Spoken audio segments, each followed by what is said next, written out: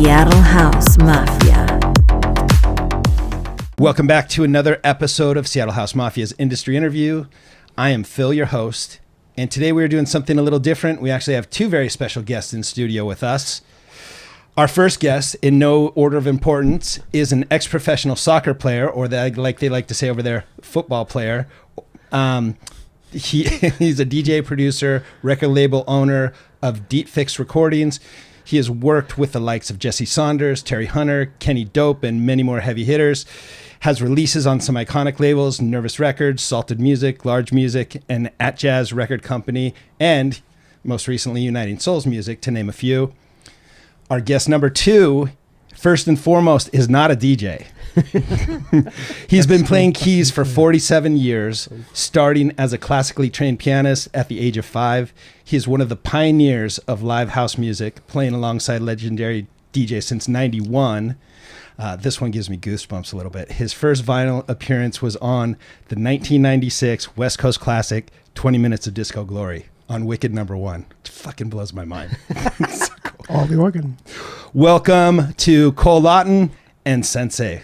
Welcome to the What's studio, up? guys. Great intro. Seattle House Mafia.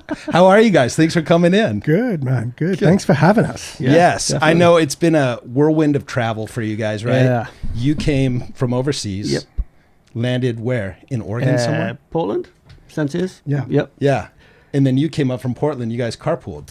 Yeah. Yeah, I'm a recent San Francisco transplant that's now in Vancouver, Washington, just on the Nice. other side. So yeah. Very cool. Well, welcome sort of closer. Right? Yeah. Pacific Northwest. And what brings you guys to Seattle?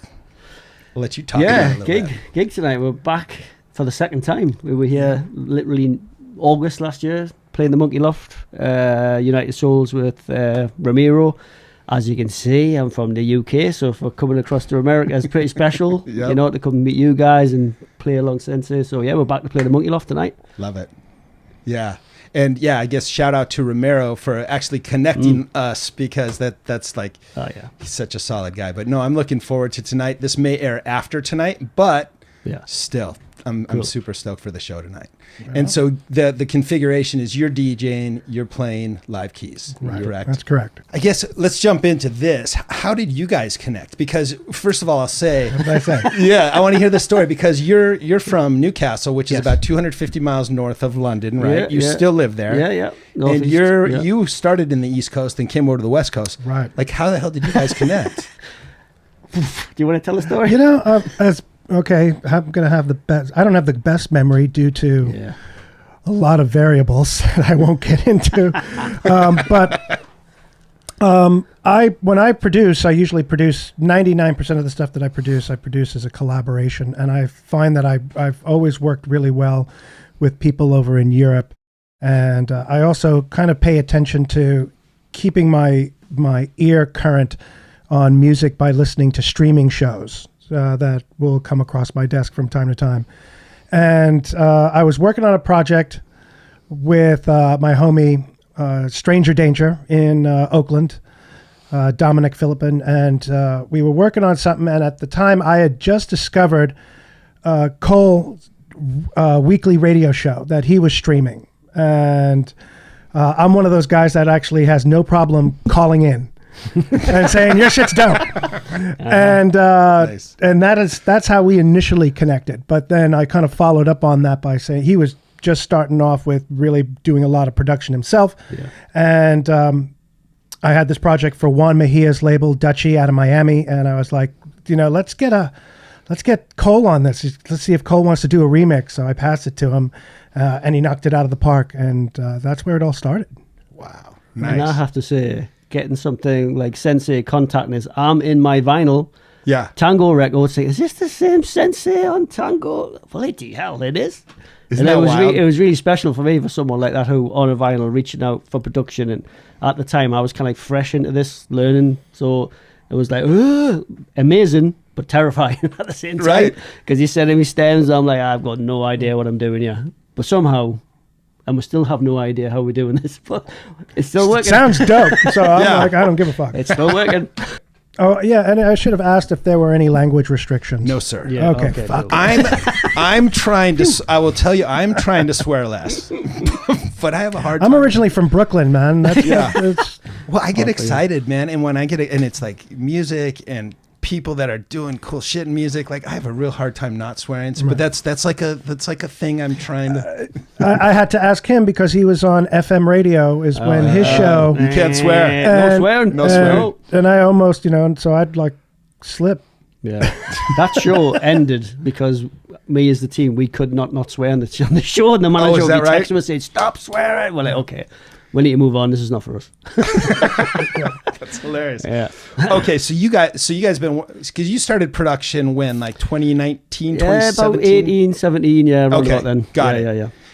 And so you guys have been working together in some capacity. You were new to it. I just want to restate this. And you reached out to him probably early in his production. Very early in the Yeah. production. Yeah. But you did have your streaming radio show that was going on. I was doing radio Got at the it. time, yeah. So I've been involved with DJing and doing different things. That stage was like switching from I'm getting too old now for the clubs. Let's do a radio show on a Thursday Yeah. night. Like it's much easier, no stress. So You like, go to bed on and time. it's, or whatever. believe it or not, it's 2024. I'm still running the radio show every Thursday. So That's it's been so cool. something that we've continually done. which Shout I out love. your radio show real Yeah, quick. basically it's Defix House Music Matters, and it goes out on NDC Radio on Love a Saturday night. It streams on the Twitch. Yeah, On the Twitch. what we do as well on a Thursday, just for our fans, we stream it live on Okay. Twitch, and it's funny, the fans come in, Yeah. see us Yeah.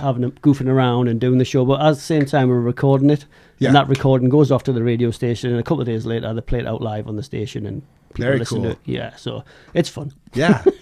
It's Yeah, like that's- it's like our mental health Thursday of music.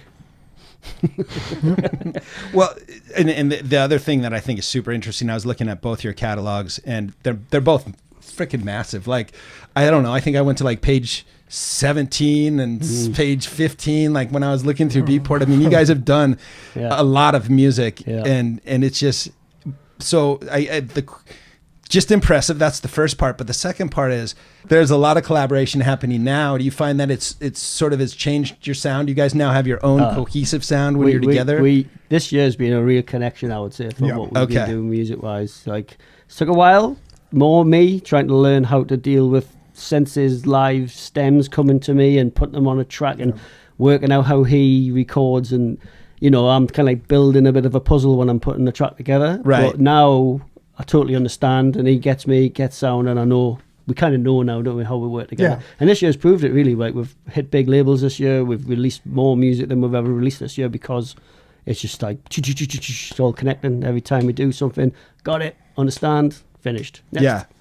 And tonight, I'm not sure if we mentioned, is actually a record release party as well as a gig, right? It's a big deal. Talk about it. Let me hear it. It's a big deal.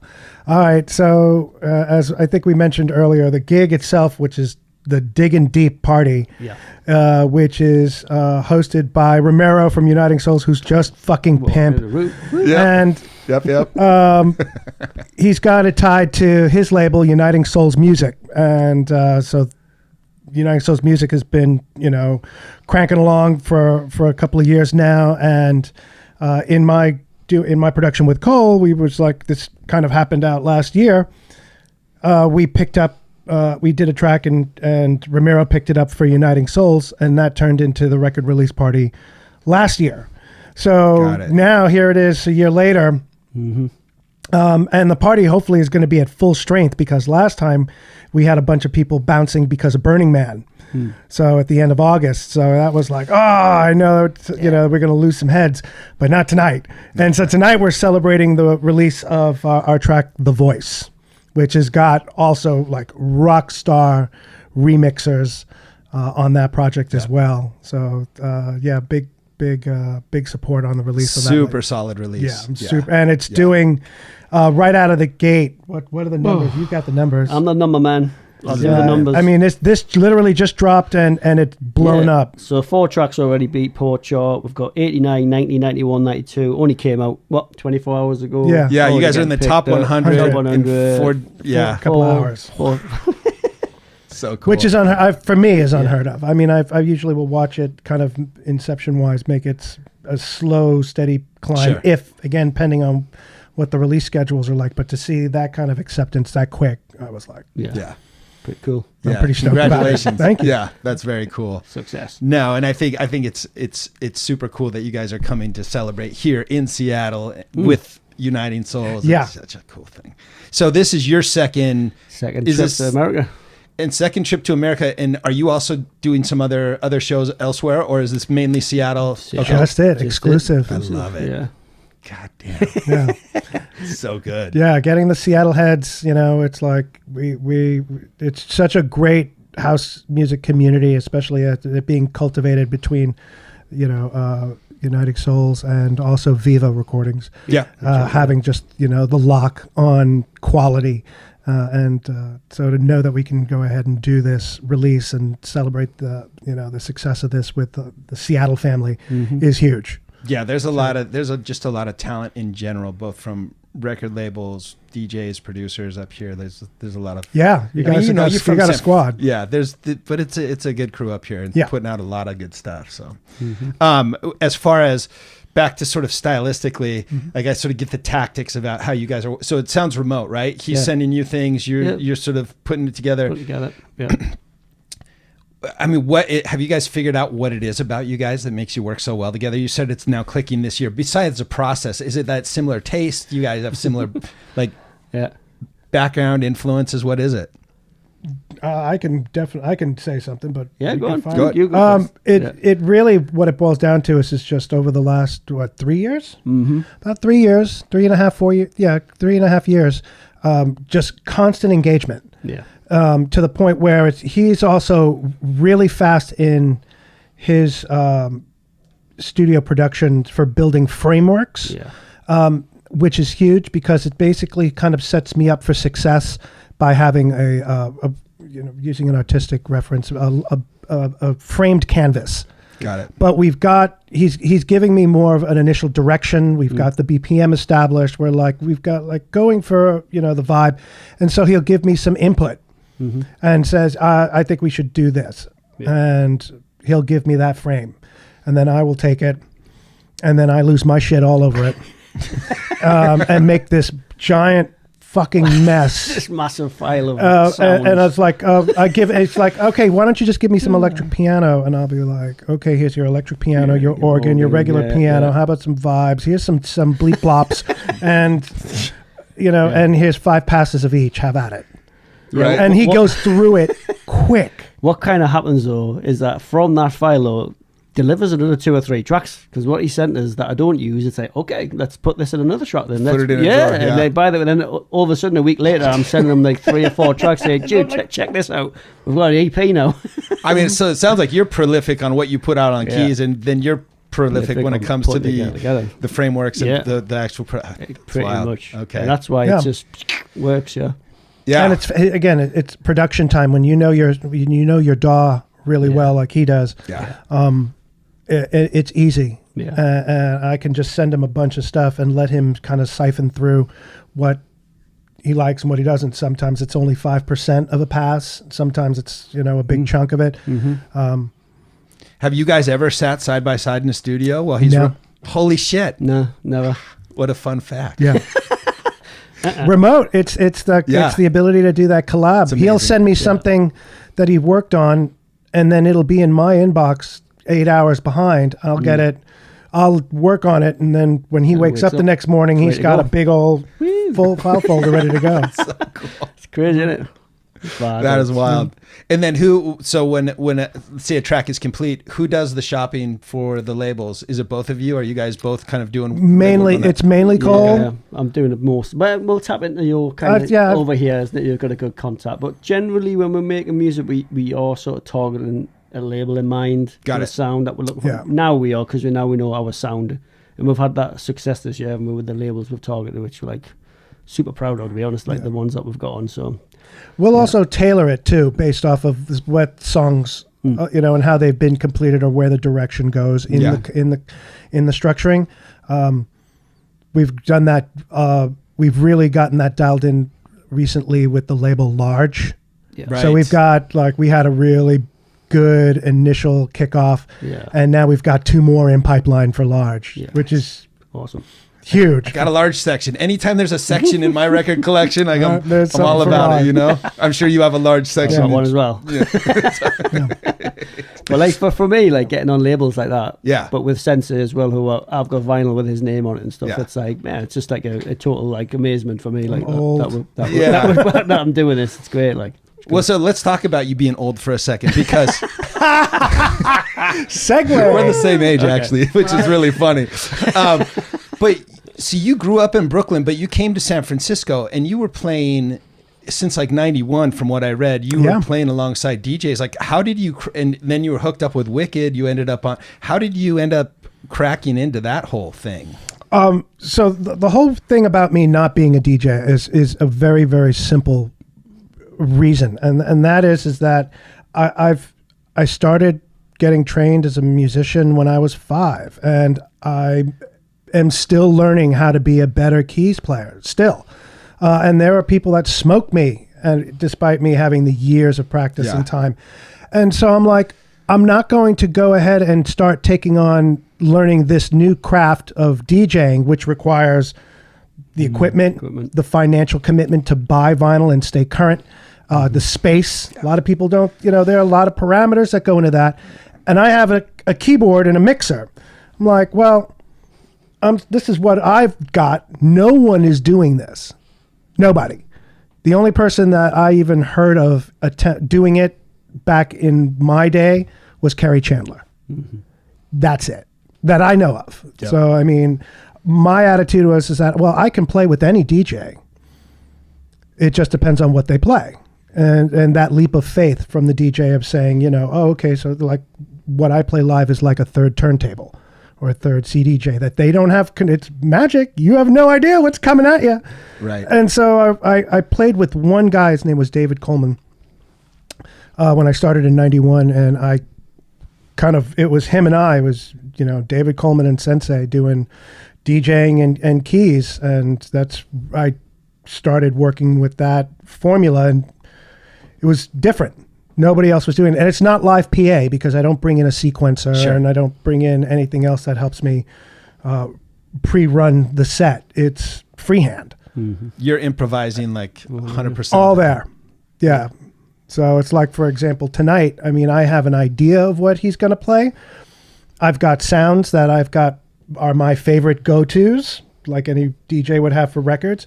But as to what I'm going to play and when I'm going to play it, do whatever depends on how much I've been drinking and smoking, really. Nice. That will determine where this goes, really, for me. But I did that since 91, and it's a little bit of a challenge, space, logistics-wise, from time to time, and as well as, convincing promoters to say, pay a little bit more on the booking fee, but you're getting something different. Yeah. Super dynamic. Yeah. And it's also about the audience being able to see what's going on and appreciate that there is a live element. When I've played for clubs that have like a crow's nest, like Crowbar in Miami, where you've got a complete disconnect from the crowd and the audience, I would play, but no one would know. They'd think that there's like I use this story all the time. It's like people will see someone being a DJ and another guy having an epileptic seizure, like thinking he's probably the lighting guy. And that's me. And I'm just losing my shit in the booth. And it's like, what's that guy? I've seen the seizure as well. Yeah. You'll see it tonight. I will blow my neck out tonight. That's what happened last year. The neck was blown right out. Is that true? Like you couldn't walk the next day? It was like this all day the next day. Yeah. His neck out. It's that live performance element too. Yeah. It's like a DJ is focused and it can only engage the crowd as much as possible. Whereas I don't play on every track. Yeah. I definitely space it out, and that gives me a little bit more time to kind of participate. Yeah. And let's be honest, how many Jesus Christ poses can we do, Cole, at one time, right? Like, I love having this next to me. Exactly what I'm saying. He comes on, I'm relaxed now. Like, over to you. And I'll just listen to what you're playing. Do your drop thing. A few things out. Let you take the get an arm pump in there. But last year was amazing for me because I've never done anything this live before, and it's been a dream of mine actually to like have people playing drums live or keys or a singer, and I'm working with singers now who sing live. So doing it live last year was quite scary because I was thinking, shit, I have no idea how this is going to go. Right. But I tell you what, after about 3 seconds, we just went boom, connection, psh, and it was like the best. It was but the best gig I've ever done. I was telling you not to worry. I wasn't. But yeah, it was brilliant. It was brilliant. Yeah. No, that's really, really cool. So, and then you ended up hooking up with just that whole West Coast scene, which was growing at the time, right? Yeah. So because I was in the right place at the right time and people seeing that I was skilled, I got approached by ETI, which at the time, which was two guys, Yep. Eric and Tim. Eric, we miss you, man. And then DJ Garth. And I got asked to come into the studio, and I did 2 days of straight organ recording and did the bass line and all the organ stuff and left. And then the next thing I know, I'm hearing the finished product on acetate going, wow. Holy cow. And then seeing how it blew up at that time with the Wicked parties, with Community in San Francisco, the full moon parties that were huge. And it was thrown by the Wicked sound system, and that just became an anthem, really, at that time. Yep. So I was very lucky to be asked to participate on that project, and the fact that it was my first one, I was blessed. Well, and the fact you're still doing it is so dope. I'm like I said, I'm old. Yeah. and Cole, so Yes. I can't skip over the fact that you were a professional footballer before you were a DJ producer, right? Yes, my path into music has been very, very different from SenSei's pathway. I'm kind of like, from the age of Britpop in England back in the 90s, and my whole life growing up as a child was soccer, football. And I was blessed enough to be good enough from the age of 10 all the way up to 16, and then I got signed to become a YTS footballer for Burnley Football Club in England. And then within a year and a half, I turned professional. And that was me for the next 10 years, really kind of travelling over to Greece, playing over there. Then I played up in Scotland, different parts of England. Had a crazy football career, but all the way through behind that was finding and loving music. So even from back like late 80s, 90s, my sister's 10 years older than me. I'm listening to her, listening to music, and I'm at the, hang on, what's this she's listening to? So I've always been influenced by music all the way through.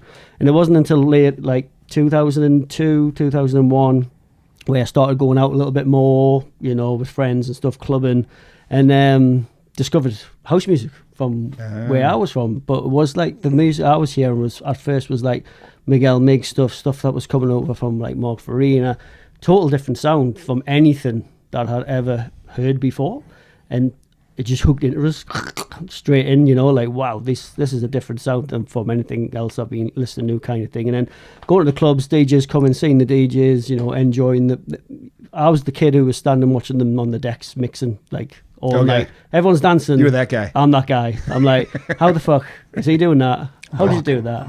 I'm looking at it. Yeah. I'll go to house parties though, and then the lads, my friends, will be doing it. And I'm like, okay, someone needs to show me how to do this. Someone needs to teach me how to mix two records together. Went out, bought some Belton Newmark belt drives, terrible, all over the place. Bought a few tracks, and became addicted to learning to mix, like as you do when you learn vinyl. It's over repetitive in that bedroom constantly.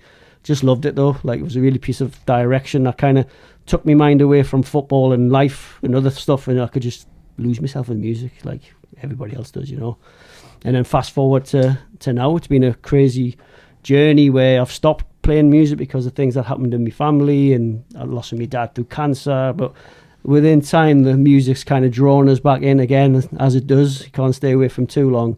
But it was like 2017 when I got back into music, and I kind of made a decision of I can go back and do exactly what I've just did before, which was great, or I can actually try and teach myself how to make music for a change and actually become an artist. And that's my biggest drive now, is to kind of be booked for Col Lawton and his music. And it's been a real eye-opener journey of learning how to produce. YouTube has been a blessing of learning how to produce. But I've taught myself. It's been all self-taught, So I've kind of like just been on this crazy journey, really, of just trying to find out if I'm good enough to make music. So correct me if I'm off on this, because here's my observation as I psychoanalyze both you guys. Oh, here we go. Yeah. No, I would say classically trained pianist, professional athlete, there's probably some level of focus and discipline that you guys both bring to the table that not only has helped you guys stay in the game, but also helps what you guys are doing, right? I mean, am I wrong about that? Definitely not wrong. Yeah. Especially the professionalism in my side. Like everything I do is always like 100%. Yeah. Got to learn I can do this. Yeah.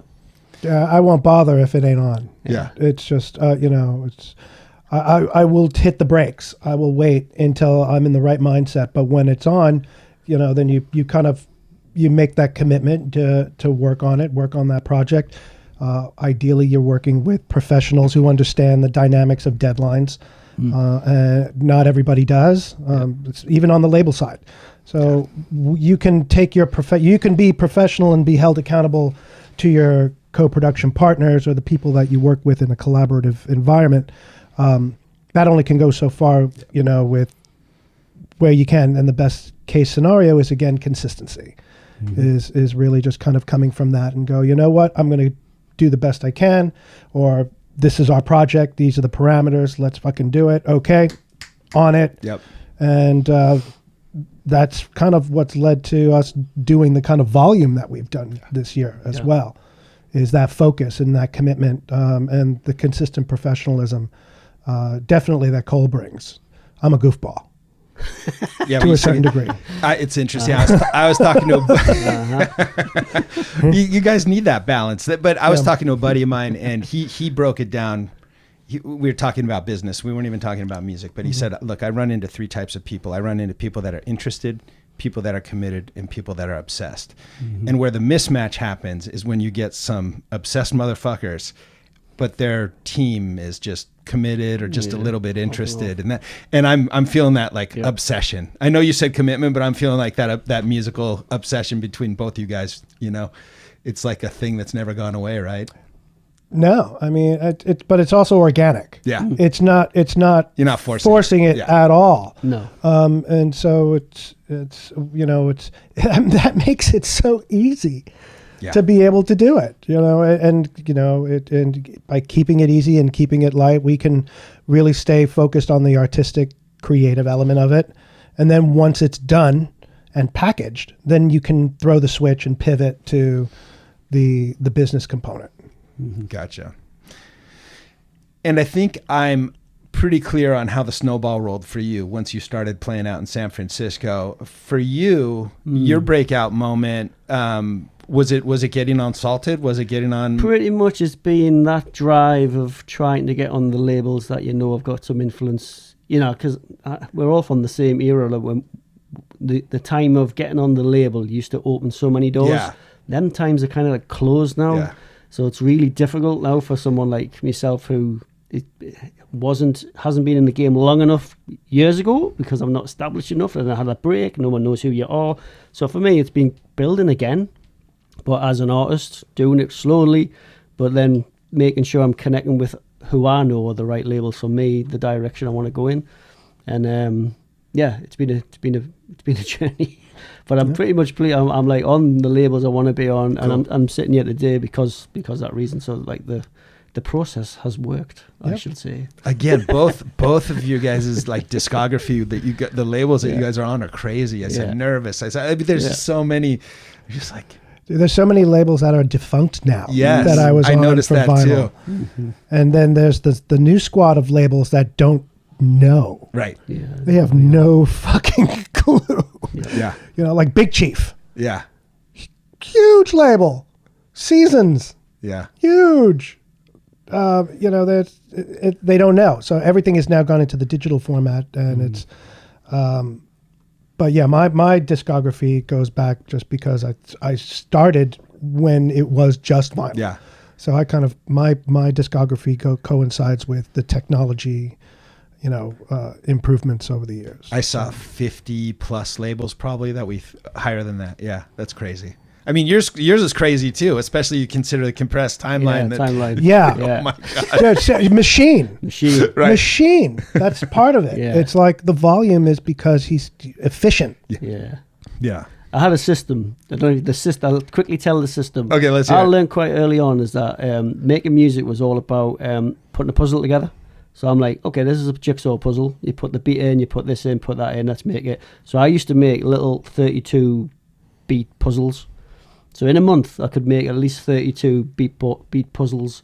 And in that next month, I would slowly add more pieces to it. So by the time you get to the end of the second month, I've probably got like 15, 25 tracks finished now because I've been slowly working on, oh, right, I'm bored of that one, let's go to this one, let's move on to this one. And then once you've got a whole bunch of tracks together and you start firing them out, all of a sudden they start getting signed, and next thing you know, you start that scheduling of like music coming out, and then behind that is another 32 beats, 30 tracks coming. And I've been doing I started doing it at first just to get traction. That was my goal of like, okay, I need to get some traction, I need to make movement. But now it's a lot slower now. I'm working on things because I've done what I need to do for the foundation. Right. Because I've kind of like, I'm older, like, I mean, so like I need to catch up. That was my mindset at the very beginning. I need to catch up. I need to make some catalogue. And so when people want to book us, they can actually see I've got some music in the background. Yeah. Yeah. Wow. There was a logic to it, you see. Yeah. No, it makes perfect sense. And I think that's probably where a lot of people fall down, is just having that process, right? Yep. Having that consistency. Yep. Outside of music for both of you guys, like, what do you do? Anything? Yeah.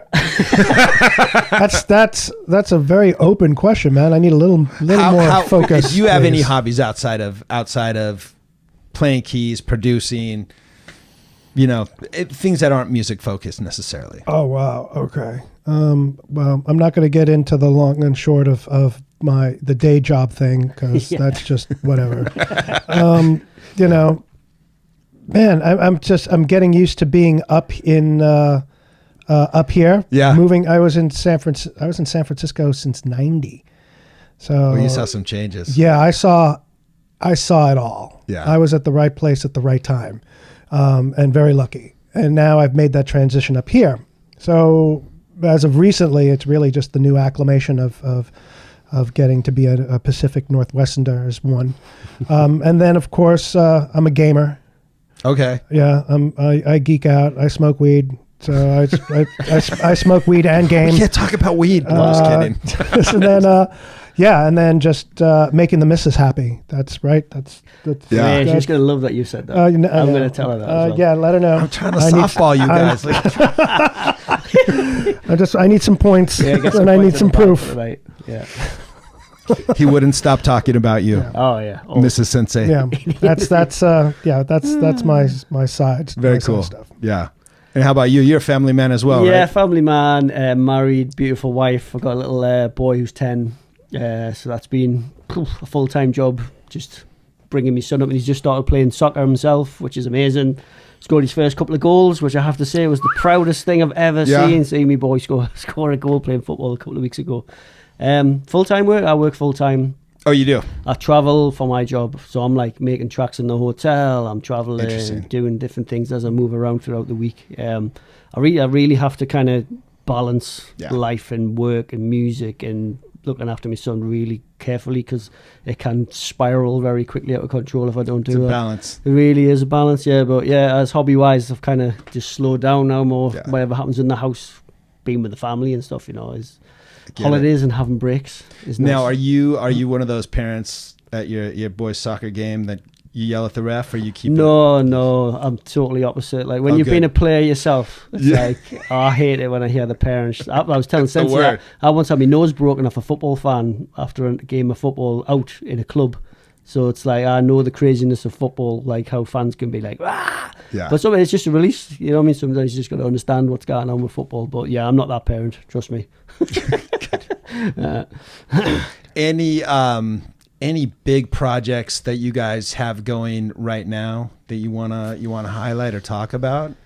Kind of like nothing in the pipeline for me. We finished the last large one. We've got our last big large project is Q1 25. Nice. And then we've already we've got is it an EP for Uniting Souls Music in April? Yeah, we've got April next year. That's going to be a good one. Hopefully, it'd be nice to come back to digging deep in April. Hell yeah, come and back, do another bro. record release party. Make it twice a year. That would be a big project, but yeah, I mean, right now we're just kind of we're wrapping up what we have. That's Awesome. going to be in releases up through November. Yeah. Very cool. Yeah, my biggest project, I'm away to ADE, Amsterdam. Yeah, he's got in a couple of ADE. weeks. Oh, which is okay. like That's Amsterdam, is Amsterdam, that? yeah. So my label said we're running a night showcase night, so that's a big thing to put on a night in one of the cafes down there. So that's been a big thing, organising it and Very getting everything cool. ready. And I'm playing for John Lemon for Yep. Viva over there. So there's a couple of gigs going on. It's all a bit like, whoa, all cramming in 2 days. It's going to be a bit crazy. You also got he's got a live vocalist that we work with who is going to be jumping on with him out there at ADE. Very cool. Yeah, Becca. Yeah. Who is dynamite. Fantastic singer. So we've fantastic singer. made a few tracks. I've got a track coming on Salted with Becca. And it's like, we played twice this year now. So again, this is like another tick in the box, being able to DJ your track and having a singer sing it live next year. Wow, amazing. Yeah. Especially when she's like, brilliant. She Yeah. gets the crowd going, wah! But yeah, we're doing like a 50-minute set where she's going to sing a whole lot of tracks, singing That's one of like yours. next month. DeMarcus Lewis track? The one she's I have singing with one of DeMarcus yours. Lewis and her. But yeah, I'm looking forward to doing that, like 50 minutes. Different. Yeah. Yeah, be for good. sure. Mm-hmm. And is she UK based or? UK. Yeah, she's in Leeds. Okay, but Yeah. still, it's sort of the remote thing. You're working Yeah. with her. She's sending you tracks. Yeah, and yeah. Similar. It's the world has changed, man. Crazy. Yeah. It really is. The tech has opened things up because I can do a video call with him at any given time when we're talking about specifics, or again, I can bang something out and capitalize on the time difference, and it be in his inbox, and then it can kind of really be efficient, and then bring in other people. So other live players. We've worked with Jeff Straw, who's a sax guy in San Francisco, who's phenomenal. And then work with other vocalists as well. We've worked with Lenda out of the Netherlands, Yep. and Marie Bresson out of France. So it's really opened it up. It's nice. It's really great. And is the dream for you guys as much sort of out live performing as possible as a team, or with these other musicians and other vocalists and things like that, besides the production piece? I think Open to it, as much of it as possible. definitely. Same. I think it's such a cool addition to I do as well. seeing DJs and Yeah, the number one challenge, when I was coming up in the late 90s to the early 2000s, when I was playing all over the world, the number one thing, quite honestly, are the financials regarding logistics. It's not one person, it's two. It's two hotel rooms, it's two airline tickets. It's, venue's only got a budget and you got to make it work. So it's how often do those opportunities present themselves, and who's willing to be open-minded and go, hey, this is pretty dope. Let's do something different. Yeah. I feel like that. I don't know. I feel like the change is in the air a little bit, though. Something's got to give, and hopefully it's in your favor. Because I do think it's such a cool element to add live instrumentation, live vocals, live percussion, something. Yeah. I mean, back in the day, we'd have live percussionists all the time. That's sort of dipped out. People will go ahead and they'll set up congas in the corner and be like there all night. Yeah. Same. Yeah. So I don't know. Hope it's a trend. Yeah. Well, it's the other thing is that having the working rapport with promoters who get it. Yeah. That's huge. Yeah. That's huge. So I don't. It shouldn't be a hard sell. No. I mean, here's what it is, and then we make it happen. Well, speaking of live, I want to, because I know you guys have a busy schedule, yeah. but I want to get you guys back on the decks and on the keys. But I always like to give like one more opportunity, and zero pressure here. But if there's any crews you want to shout out, anything else you want to shout out, anything we forgot to talk about that you want to, bring up.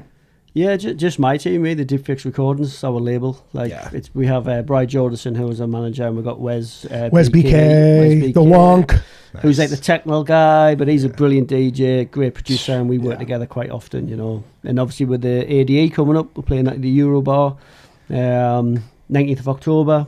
It's going to be a great night, so we're really looking forward to it. As a label, it's kind of like the pinnacle of everything at the end of the year to be able to put a night on over there. It's quite special. Sure. Yeah, so we're looking forward to doing that, yeah. For sure.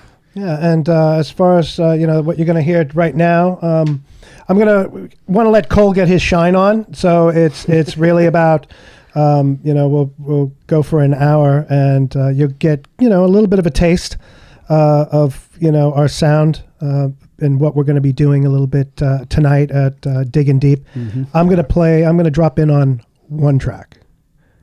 Just one. Just one. Just one. Just teasing you. You get the little tease. Little tease. Do you say that and then you end up playing the whole time sometimes?